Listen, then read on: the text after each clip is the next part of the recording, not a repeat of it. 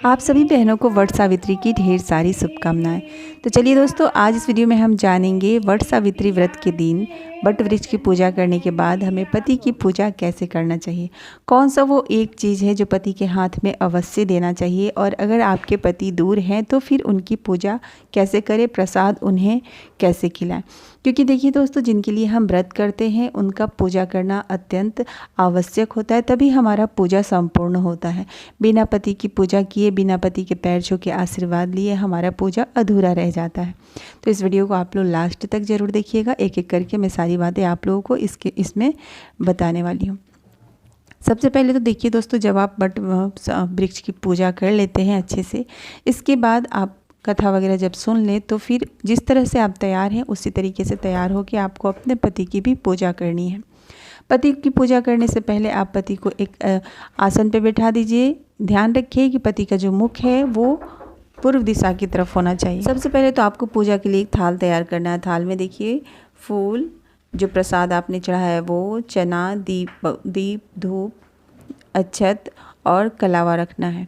जल भी आपको थाल में रखना है। इसके बाद पति को जब आप आसन पर बैठा दें तो उनके सर पे आप एक रुमाल रख दीजिए। सबसे पहले पति के माथे पे आपको कुमकुम और अक्षत का तिलक करना है। ये काफ़ी शुभ होता है। कहते हैं कुमकुम अक्षत का तिलक करने से पति का भाग्य उदय होता है। और इसके बाद जब तिलक आप कर ले तो उनके दाहिने हाथ में आपको कलावा बांधना है, जिसे हम रक्षा सूत्र भी कहते हैं। कितने बार बांधना है तो आप 5 बार बांध सकते हैं। जब धागा कलावा भी बांध दें तब फिर आपको पति को प्रसाद खिलाना है। जो भी प्रसाद आपने पूजा में चढ़ाया था, जल ग्रहण कराना है।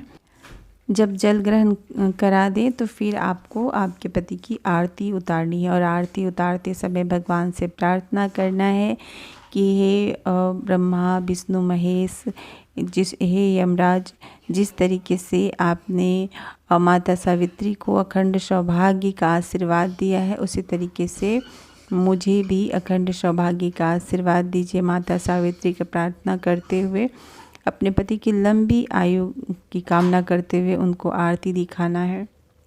और जब आरती वगैरह दिखा ले तो फिर जो पंखा होता है ना बांस का, उससे हमें हवा देना है, और मन में यही बोलना है कि हमेशा मेरे पति मतलब शांत रहे, गुस्सा इनको ना हो बिल्कुल भी, हमेशा मुझ पे प्रसन्न रहें। और इसके बाद फिर उनका पैर छू करके आशीर्वाद लेना है। तो कुछ इस तरीके से हमें वट सावित्री के दिन पति पूजा करना है। ये काफ़ी ही मतलब शुभ होता है। कहते हैं कि बिना पति पूजा ये व्रत अधूरा रहता है। अब चलिए बात कर लेते हैं जिनके पति कहीं बाहर रहते हैं, तो फिर वो पति पूजा कैसे करें। तो देखिए आजकल तो मोबाइल का ज़माना है, आप वीडियो कॉलिंग पे भी अपने पति से आशीर्वाद ले सकते हैं। बात रही कि जो प्रसाद है उन्हें कैसे खिलाएं, तो जो भी आप कुछ ना ड्राई फ्रूट्स वगैरह वट सावित्री की पूजा में चढ़ा दीजिए, और उसे एक टाइट कंटेनर में भर के आप रख लीजिए। फिर वो जब आते हैं फिर उन्हें वो प्रसाद आप ग्रहण करा दीजिए।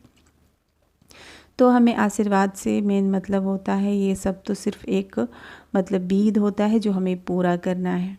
तो कुछ इस तरीके से आप वट सावित्री व्रत के दिन पति की पूजा करें। और जब पूजा वगैरह हो जाए तो फिर आपको अपने पति के हाथ में पुष्प दे करके बोलना है कि आप मुझे अखंड सौभाग्य का आशीर्वाद दीजिए, और मेरे मांग में आपके नाम का सिंदूर हमेशा सजा रहे। उम्मीद करती हूँ इस वीडियो से आपको अत्यंत लाभ मिले।